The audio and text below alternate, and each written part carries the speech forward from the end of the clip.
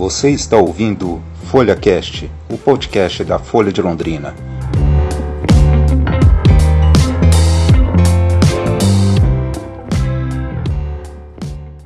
Meu nome é Vitor Ogal e sou repórter da Folha de Londrina. Neste programa eu conversei com a Miriam Rocha, chocolatier que estudou na França e que sabe o processo de produção de chocolate detalhadamente. Escute só a entrevista que eu fiz com ela.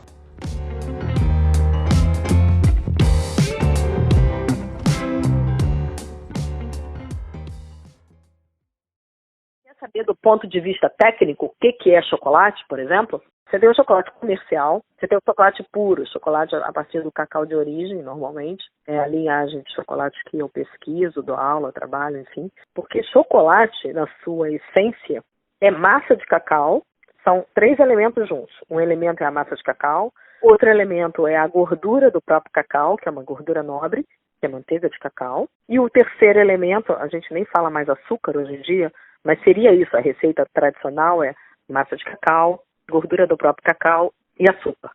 Isso compõe chocolate. Hoje em dia, a gente coloca o açúcar e a gente substitui por elemento de dulçor, porque com as dietas e com a alimentação inclusiva, então ficaria muito feio falar só açúcar, né? Você pode ter ali um elemento, um adoçante, ou enfim, um outro tipo de açúcar, né?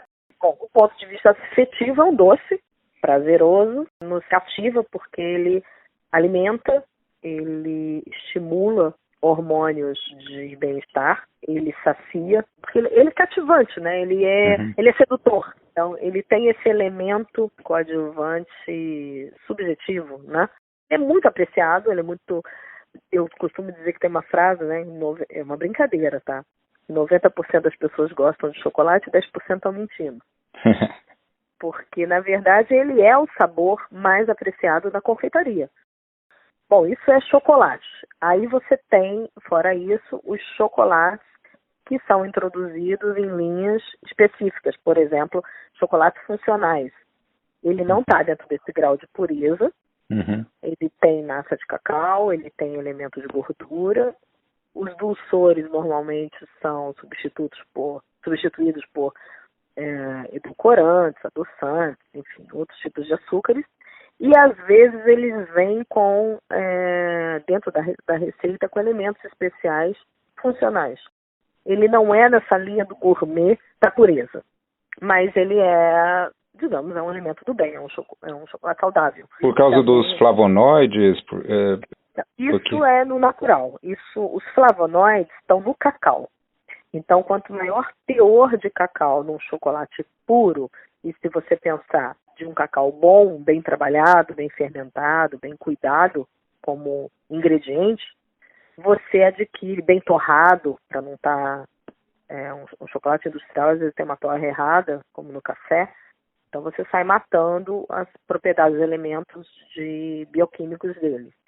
Isso aí estaria em qualquer chocolate. Quanto mais parcela de massa de cacau, porcentagem de massa de cacau elevada, você tem mais flavonoides. E outros benefícios. Você tem magnésio, você tem outros elementos que fazem bem à saúde. Mas fora tudo isso, tem também aditivos. Existem pessoas que fazem chocolates para farmácia, por exemplo, com elementos de colágeno, com elementos de antidepressivos, com elementos que...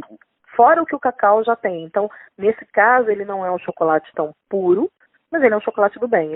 Ele vai se tornar quase um remedinho, entre aspas. Mas para você ter uma liga, né, para ele ser sedutor, para ele ter um snap, que a gente chama, uma boa quebra, uma boa dissolução em boca, ele tem que contar com pelo menos esses 2 elementos que eu te falei, a gordura do cacau e a massa de cacau.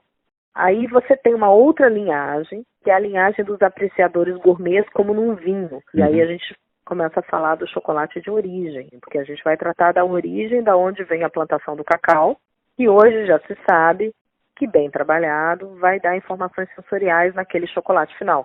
No vinho tem aquela questão do terroir, no chocolate também? Exatamente, a mesma coisa. A gente tem hoje 3 terroirs no Brasil conhecidos, regiões. A gente tem o Pará, a Bahia e o Espírito Santo. E eu estou trabalhando agora numa pesquisa de um novo terroir do Brasil.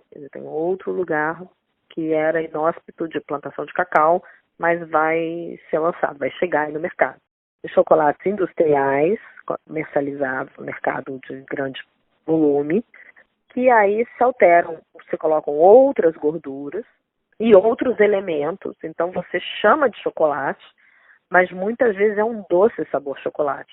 Então ele tem ali, sei lá, uma farinha de amendoim, farinha de castanhas, muitas vezes chama-se bombom de chocolate, né? Uhum. Seria certo falar bombom de chocolate, mas não chamar um bombom, não nomeá-lo um chocolate. Ele é um doce sabor chocolate. Então, e você tem as gorduras alteradas, que são, a indústria utiliza muito gorduras para dar efeitos. Por exemplo, um ao leite industrial, às vezes vem com uma gordura isolada de leite, porque esse elemento lácteo encanta as pessoas. A referência ao leite é muito forte na cabeça das pessoas. E aí existem gorduras lácteas ou outras gorduras que são aditivos nas fórmulas para conquistar o consumidor, através de textura, sabor.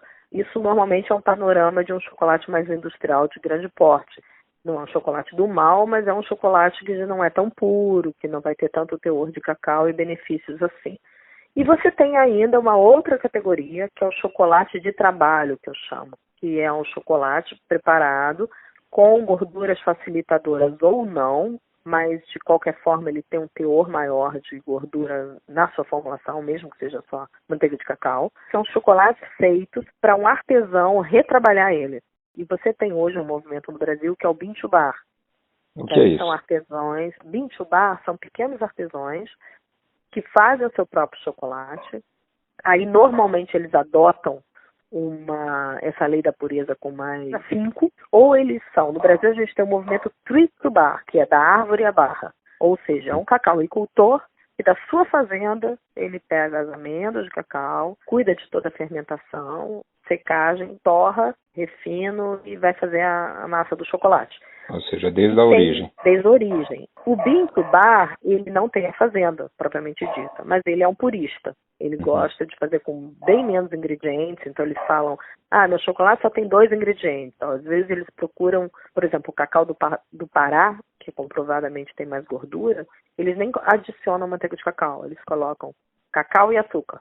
Eles querem buscar primazia por menos ingredientes e eles têm uma peculiaridade ainda, que é de fazer num moinho.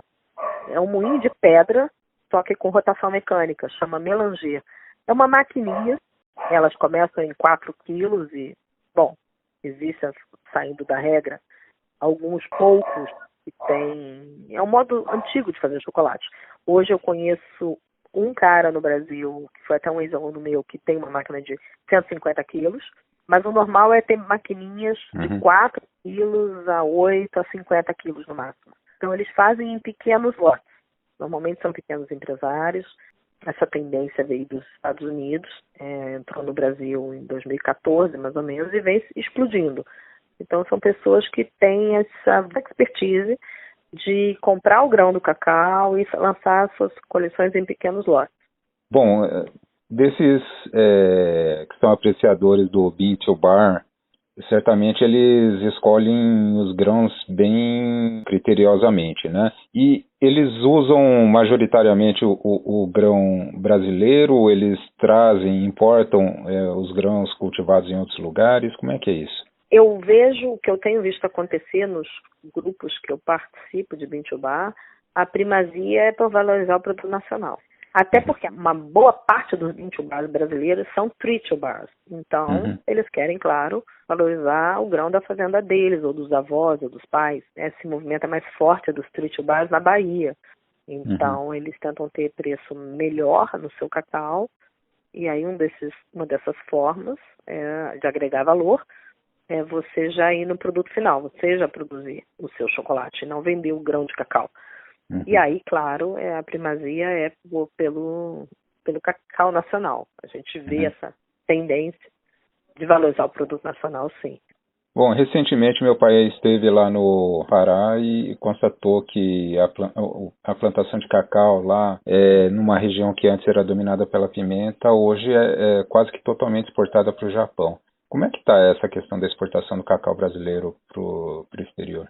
Olha só, o Pará ultrapassou a Bahia em exportação. Antes era a Bahia, número 1, e o Pará em volume. Mas o Pará ainda não é em qualidade. Então, assim, está se fazendo um movimento para se melhorar essa conscientização, inclusive de ensinar esse processo do intubá para os cacauicultores e pequenos artesãos lá, porque é a terra do cacau, do nosso país, é do Amazonas que vem o cacau, originalmente, né? Ele migrou para a Bahia. Então, enfim, eles ultrapassaram em volume, mas não em qualidade. Então, esse cacau, em sua maior parte, é exportado, é o cacau de bolsa de valores, é o de commodities, que não é o de melhor qualidade. Não, e o da Bahia já tem uma qualidade... A Bahia tem também o de commodities, mas como teve o problema da vassoura de bruxa, saiu quebrando muitas empresas. Então, com isso, vieram se fortalecer os pequenos produtores com o cacau de origem, com o cacau de melhor qualidade. Por isso que a gente chama de origem, quer dizer, todos, claro, têm uma origem, mas você acaba querendo falar dessa origem, desse varietal, qual subespécie ele é, quando você tem características para divulgar sobre ele, né? Quando você está falando de um cacau qualquer, que você não tratou bem, não cuidou bem, é um commodity, escolhe de qualquer maneira. A gente não tem no Pará muito o problema da vassoura de bruxa, mas a gente tem outras pragas da lavoura. Então, quando você colhe de qualquer maneira, não fermenta legal, só cuida da exportação de um cacau de commodities, que a gente chama, você não tem muito interesse, né, de separar por espécie, subespécie ou coisa assim. Você trata tudo como uma coisa só. E, infelizmente, esse é o maior cacau que é exportado. Infelizmente ou felizmente, né, porque acaba ficando para o Brasil o melhor cacau está sendo bem consumido quase que integralmente aqui.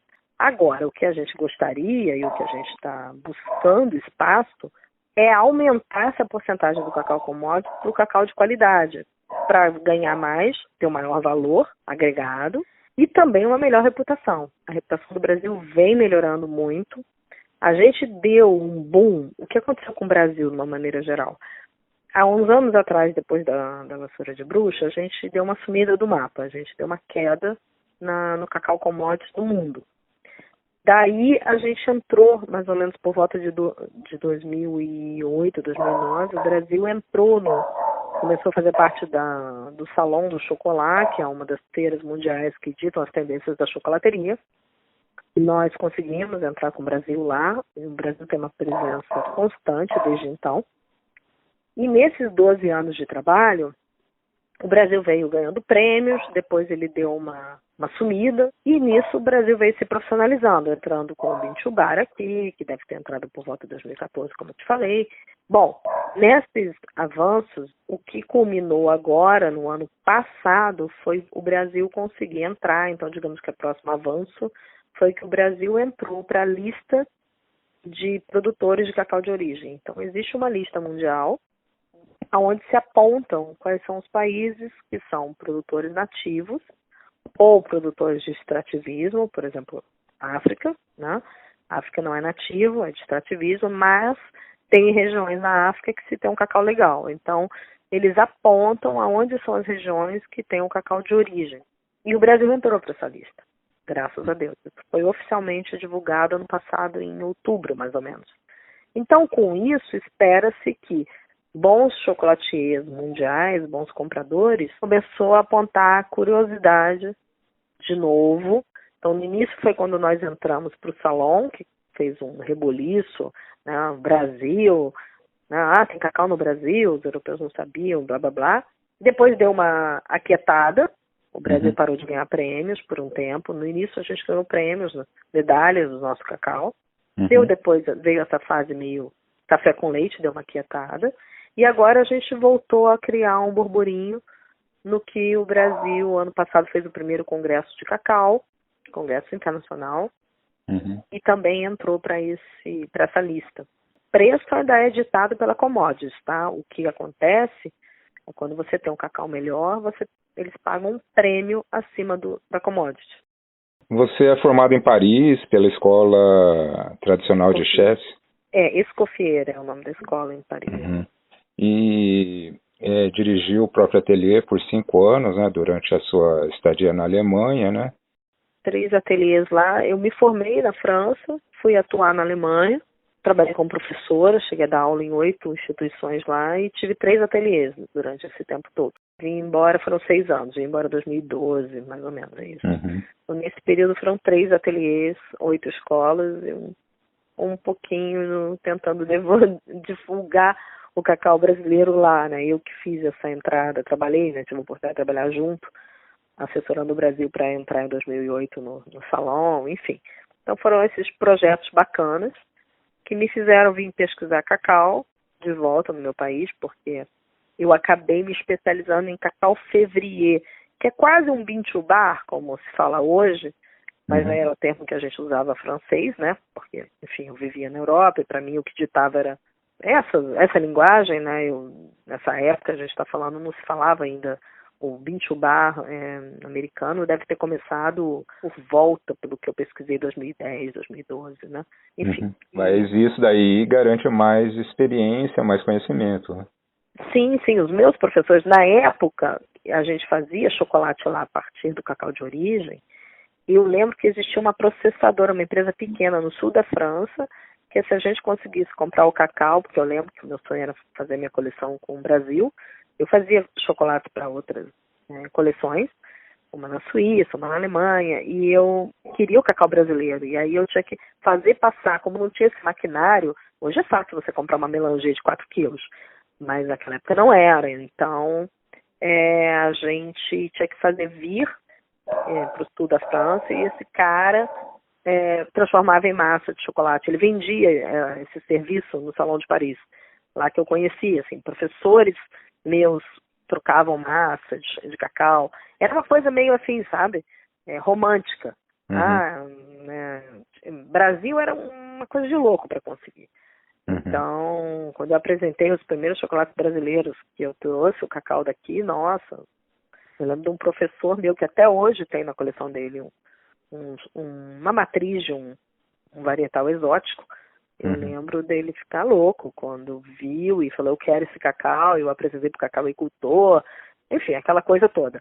Então, assim, na época, eu lembro de palestras desses grandes chefes e eles falavam que tinham 6, eu nunca esqueço esse número, eram 6 famílias, né, na França, que faziam o próprio chocolate desde da origem, assim, conseguiam comprar o cacau e fazer. Então, eram muito poucas, se você pensar num país, né? Eu posso te dizer que hoje a gente tem bintubar mais de 70 no Brasil, imagina. Então, tudo bem que a França é um país pequenininho, mas mesmo assim, né? E aí, fora isso, a gente tinha as grandes processadoras e tinha algumas processadoras médias que eram os parceiros dos bons chocolatiers, que era com essas que a gente contava. Então, eram esses os fornecedores. Conseguir cacau naquela época, ou massa de cacau, a não ser que você tivesse volume médio para fazer, né, vir a exportação e dali processar para você uma linha, era um artigo de luxo, né? E então a gente chamava, aí eu me interessei por ser esse especialista. Então eu falei, eu vou deixar de ser só chocolatier, né, de transformação, e quero estudar para ser cacau février, para trabalhar numa dessas pequenas fábricas, se for o caso, ou ser consultora. E aí acabou que a minha vida foi direcionando, eu pesquisava tanto que eu acabei virando professora. Eu fui convidada para dar aula aqui, palestra, porque eu ficava muito entre a França e a Alemanha, mas eu tinha essa coisa de ser da origem exótica, da onde vinha um bom cacau, né? Mas principalmente naquela fase ainda um exótico, que é o Brasil. E com isso, de tanto vir para o Brasil para pesquisar, né, o meu país, o meu cacau. Então, assim, eu me especializei em cacau février, que era o nome disso, como se fosse um enólogo para o mundo do vinho, para o mundo do cacau. E eu mal sabia que isso estava me trazendo de volta para o meu país, né? Eu acabei de vindo pesquisar e acabei aqui ficando.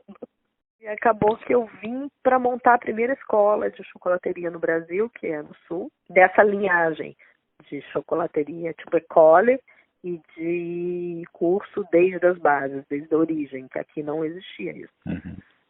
Foi isso. Você falou dos grãos, você falou da massa, e a questão da temperagem, como é que é essa questão? Bom, isso já é um processo, a gente falou de processo do cacau, né? Do cacau para virar chocolate. Uhum. Aí, a partir da hora que você tem o chocolate pronto, né, ou você compra um chocolate de trabalho como um chocolateiro, aí você vai entrar num processo de moldagem que passa por essas fases de derretimento, pensar na sua receita, né, de inclusão, que a gente chama, que você vai criar.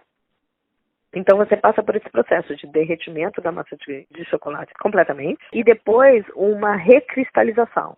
Entre essas duas etapas está o tal do mito da temperagem, que o pessoal morre de medo, mas que não é nada demais, além do que você controlar através de temperatura e movimento, a organização desses cristais. Para você ter, quando ele se cristalizar, você ao quebrar, principalmente uma barra, ele tem que ter alguns critérios, um bom chocolate.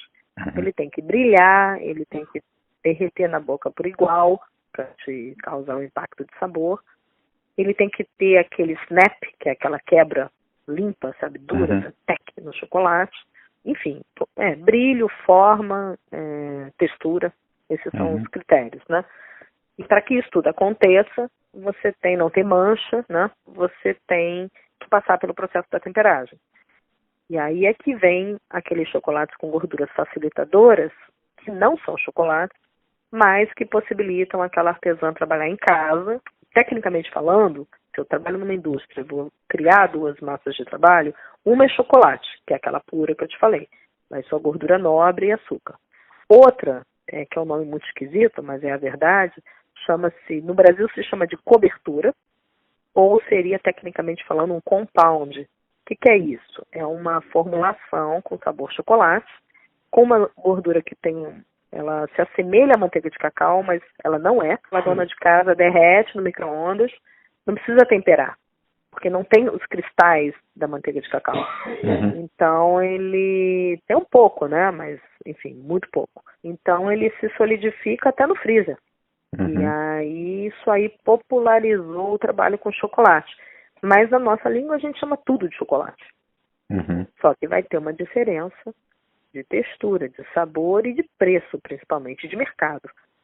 Mas é isso, essa é a realidade, é o chocolateiro caseiro, né, e não o artesão chocolateiro, digamos assim. Então a gente tem 3 artesãos aí. A gente tem aquele que faz o bintubar, ou tritubar, a gente tem um confeiteiro ou um artesão que vai trabalhar com chocolates nobres, vai utilizar têmpera, manual ou mecânica, e você tem aquela pessoa que vai fazer de brincadeira ou, enfim, ou um caseiro, mesmo para comercializar, que às vezes vai começar por um chocolate que tecnicamente não exige tanto respaldo, né, de ar-condicionado, de equipamento, enfim, e pode fazer no micro-ondas e na geladeira da casa dela. Você desenvolveu chocolate para as marcas Tiffany, Gucci, né? Como é que foi isso? Sim, já desde a Alemanha, como eu trabalhava com esse sensorial, lá eu comecei a fazer, o primeiro desenvolvi chocolate, o meu primeiro projeto foi para as vinícolas do sul da Alemanha. Com isso, eu acabei curtindo essa parte do sensorial do cacau, né? E esse primeiro trabalho com essas grifes foi, na verdade, um lançamento de um perfume da Gucci na Alemanha. Pediram para eu sentir o aroma do perfume e desenvolver um chocolate que tivesse o gosto daquele cheiro, digamos assim, né, aquela nota sensorial. E foi um trabalho que eu fiz com, né, enfim, foi para mim um desafio muito gostoso, eu não esperava que fosse dar a repercussão que deu, e foi muito bacana. E aí dali eu comecei me chamavam de sommelier do chocolate e comecei a desenhar linhas. Então começou a vir esse trabalho na parte de bombom, porque a Alemanha é muito forte em bombom, assim como os belgas. E essa parte de bombom, mas caía para mim os bombons exóticos, né? Digamos assim, cá entre nós dois os caroços. Né? Então, na verdade, essas linhas foram linhas de produto muito exóticas. A da Tiffany foi a caixinha da Tiffany, que como é uma joalheria americana, eles faziam tradicionalmente com aquela pasta americana. Que é na confeitaria um petit fouzinho, né? E aí para mim veio para fazer de chocolate, né? Então teve todo um trabalho ali de pintura de chocolate, fazer um chocolate branco, que ficasse branco, branco, branco, né? E não só... Porque o branco é amarelo, né? Então, que ficasse na tonalidade branca, com aquela fitinha azul, e a pessoa se surpreendesse. Mas eu comecei a criar sabores, como essas lojas todas, se você perceber, elas têm todo um sensorial, um apelo sensorial maravilhoso, né? Elas têm um cheiro próprio, cada uma usa um aromatizador de ambiente diferente. Então eu comecei a trabalhar com esse sensorial, misturar isso com a comida, né? Então, criar receitas exclusivas para essas empresas e que fosse a assinatura delas. E foi muito legal, por um tempo foi muito bom. Mas o que depois eu encerrei o ateliê nessa linha, porque no Brasil isso é um trabalho mega artesanal, né? Mas foram coleções pontuais. Para a Gucci também eu fiz uma coleção de bolsas e aí a gente pintava flores sobre o chocolate. Então você imagina, foi praticamente uma pintora né, da nossa equipe que ficou fazendo lá os padrões das flores.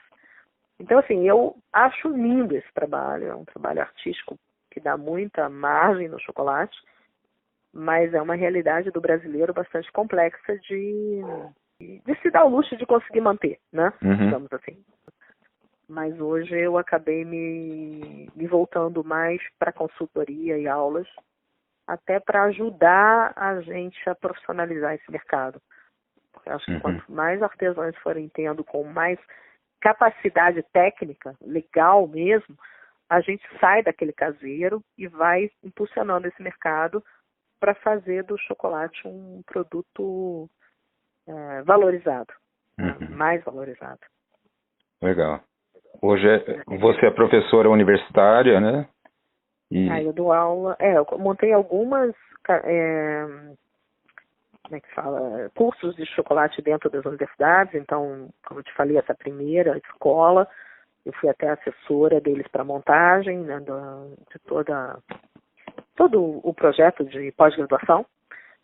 Daí a gente montou depois em Ilhéus, na faculdade de Ilhéus, Niterói, eu dei aula também no La Salle. Depois eu fui para o Instituto de Tecnologia de Alimentos, então dou aula em parceria com eles. Hoje eu dou aula na Uniswan, no Rio também. Então, assim, eu vou...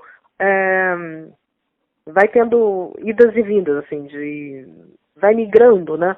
Mas a maior parte dessas formações são voltadas à pós-graduação de confeiteiros. E uma outra vertente que eu acho bacana, eu hoje atuo em 3 vertentes, né? Digamos, o pessoal de tecnologia, que é essa Instituto de Tecnologia de São Paulo, é muito bacana. Confeitaria, normalmente as pós-graduações, que são esses cursos. E cursos livres, lógico. E uma outra linhagem que eu acho bastante interessante, que eu comecei a atuar há 2 anos atrás, é na linha de alimentos funcionais, e cacau tem tido uma participação bacana, por exemplo, em pós-graduação de chefes funcionais. Então, eu trabalho junto de algumas faculdades ou algumas escolas, digamos assim, de pós-graduação de alimentos, dessa linha de nutrição e funcionais, que tem querido ter a cadeia, tem pedido para ter a cadeira, né, do cacau. Então, eu trabalho do cacau e saúde, aplicações de cacau na gastronomia funcional. É uma das matérias que, por último, eu vim me especializando, venho estudando, venho dando aula nisso, agora eu já dou aula nessa escola desde 2018, quer dizer, tem 2 anos agora. Bem legal. Além disso, você tem uma linha de chocolates próprios, né, que harmoniza com bebidas, com cervejas artesanais. Eu mantive a minha linha, eu produzo só 2 vezes ao ano, pequenos lotes agora, sempre em parceria com algum cacau de origem, normalmente o Pará, eu tenho trabalhado muito desde que eu cheguei no Brasil, o cacau do Pará, me apaixonei por ele. E eu faço só em pequenos lotes e eventos pontuais de harmonização de chocolate com vinhos, que se tornou um carro-chefe meu. Então eu mantive a coleção. Eu não ampliei a coleção, mas eu a mantive. Ao contrário, eu dei uma reduzida e eu tenho essa pequena coleção que eu faço trabalhos com ABS, trabalhos com empresa, palestra. Então aí eu preciso que ela continue, que ela esteja ativa, né? Então, são chocolates para harmonia, que eu chamo. Harmonizam com vinho, com café.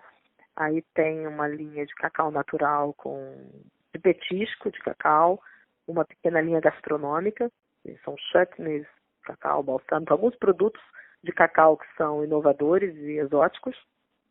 E chá de cacau, é isso. Então, é uma linha bem pequenininha, bem enxuta, digamos assim, não é pequenininha, enxuta, de poucos e bons produtos que traduzem o que eu acredito de mostrar esse terroir do cacau.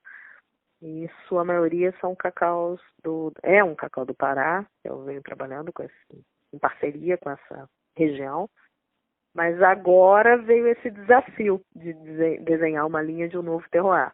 Então é um trabalho muito bacana que eu estou fazendo de pesquisa, junto quem me apoia é o Instituto de Tecnologia de Alimentos, em São Paulo, e eu estou trabalhando nesse cliente em consultoria desde metade do ano passado. E vai vir aí para o próximo ano, para esse ano, né?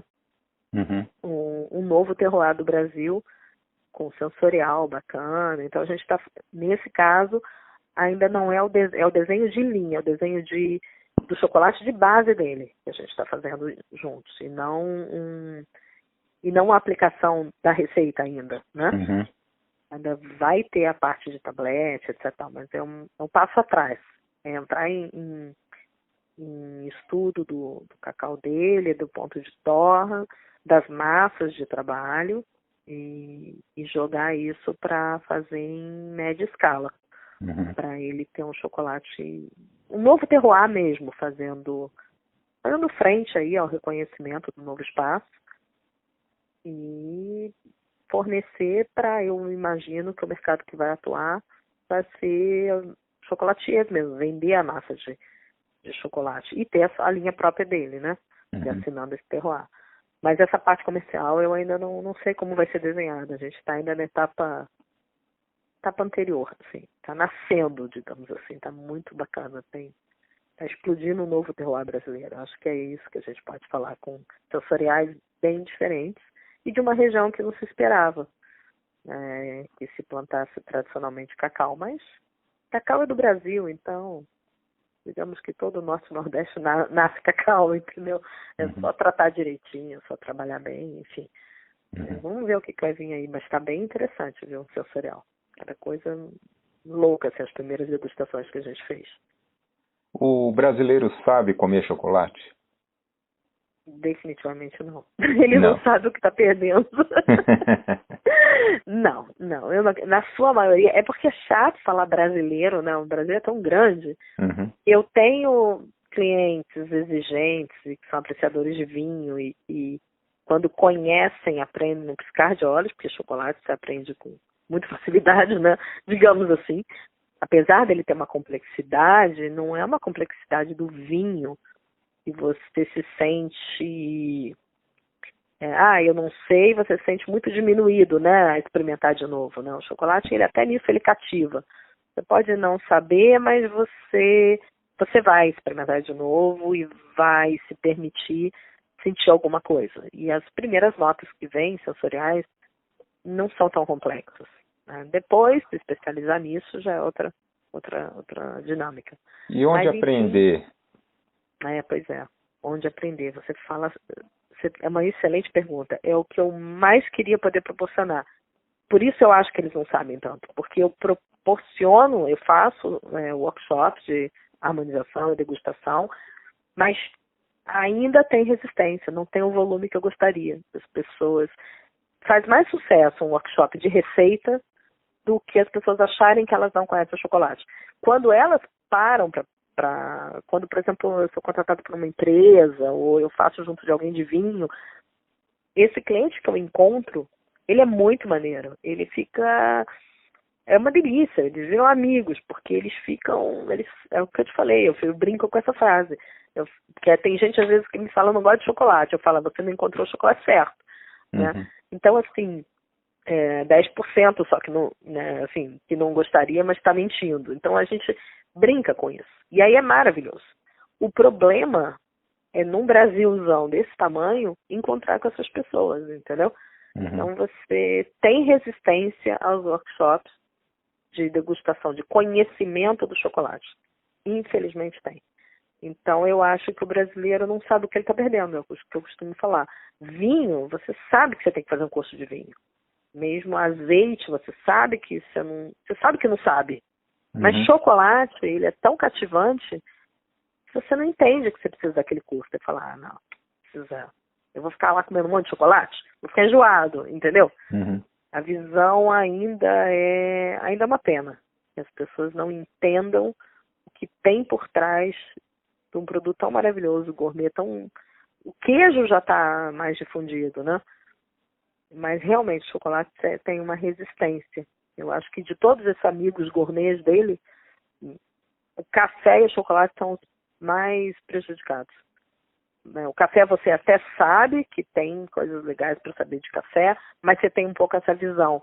Eu vou tomar um monte de café? Será que eu vou sentir diferença? Agora, se eu pergunto para qualquer pessoa, daí um terceiro de dificuldade seria o azeite. Agora, o vinho, todo mundo sabe que não sabe. Né? E uns não querem saber, ok, não gosto, mas os que querem estão fazendo cada vez mais cursos, mais encontros para degustar, né?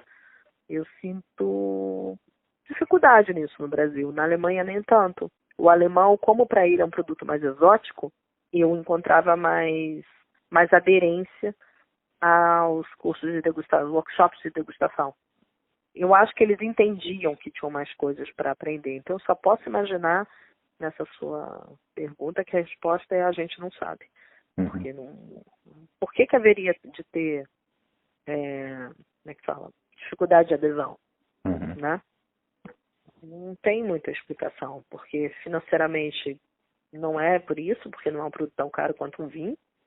Não tem que ter essa formalidade, não é tão austero como um vinho, né? Você pode pensar, né, que um grupo de degustação de vinhos ele vai se aprimorando, ele, até você já não participar mais de grupos de vinhos, eles já estão divididos por faixa, às vezes, de preço, inclusive, né? Mas o chocolate, se você pensar que, em média, um excelente chocolate custa, a média de preço é R$20, 22, 25, não dá para comprar isso com vinho, né? Tem grupos de vinho que degustam, sei lá, só tomamos vinho a partir de R$100. Quer dizer, é um hobby bem mais caro. E um tablete de chocolate você come 6 pessoas numa degustação tranquilo. Mesma coisa que uma garrafa de vinho. Não entra na minha cabeça. Não sei se é porque eu amo chocolate. Eu confesso, me deixa muito triste que as pessoas não saibam o que estão perdendo. Tem tanta coisa legal para fazer, para falar, mas não tem tanta adesão. Eu acho que é só essa explicação. Não sabe o que está perdendo. Porque quando eu dou os seminários, workshops dos alunos, ou mesmo na faculdade, que essa matéria é obrigatória, né, degustação e conhecimento do chocolate, eles ficam enlouquecidos. As pessoas, todo mundo fala, é quase unânime. Nossa, eu não sabia que tinha tanta coisa para você me falar de chocolate. Eu rio e falo, pois é, nem eu sei tudo, entendeu? Eu ainda estou aprendendo, eu estou cada hora degustando uma coisa diferente. E uma chocolatier, ela se arrisca a comer os chocolates comerciais? Claro que arrisca. Você tem que conhecer o que tem no mercado, né? É que depende, uma chocolatier, né, assim, de qual ponto de vista? De apreciador, eu acho que não precisa. Se ele é no meu caso, que sou uma professora e pesquisadora, eu tenho que entender o que rola. Então, assim, eu provo profissionalmente tudo. Agora, da partir dali, o que eu consumo no meu dia a dia, aí a gente fica um pouco choco-chata, normal, né? Eu tenho mais curiosidade de provar coisas exóticas ou bem feitas, ou uma origem de um cacau que eu não conheça. Eu tenho mais vontade, como apreciadora gourmet. É claro que meu paladar vai ficando mais exigente. Agora, para o outro extremo, qual foi o melhor chocolate que você já provou? Depende. Um chocolate que eu gosto muito, e ele não é no mercado artesanal, por exemplo. Você quer de qual linha, assim? De um artesanal, do que um... Não, um artesanal, ou um gourmet, um premium. Eu gostava muito de uma linha... Você está falando de tablete? Ou de... Não, em geral. Sabor em geral? Eu gosto muito de um chocolatier na França que combinava queijo com chocolate. Eu me inspirei nele para fazer umas linhas e gosto muito. É uma das combinações mais exóticas e maravilhosas que eu já provei. Algumas para vinho também, alguns chocolates que combinavam muito bem com vinho, até um deles, por exemplo, as primeiras criações de chocolates com sal, eu provei umas coisas muito boas e criei outras. Eu tenho na minha coleção um com sal marinado em vinho, que eu adoro. Para mim é o melhor chocolate que eu fiz. Mas eu já provei de colegas e de professores.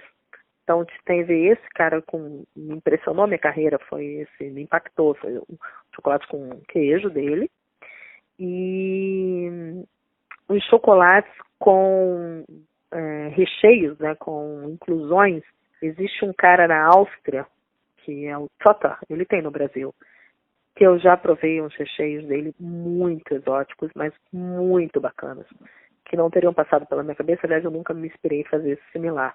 Mas uma linha de quando se começou a harmonizar chocolate com caramelos e chocolate com... Pra você ter uma ideia, eu provei uma vez um chocolate dele com recheio de abóbora. Olha que loucura. Uhum. Mas que coisa boa. É estranho falar, mas é muito bom.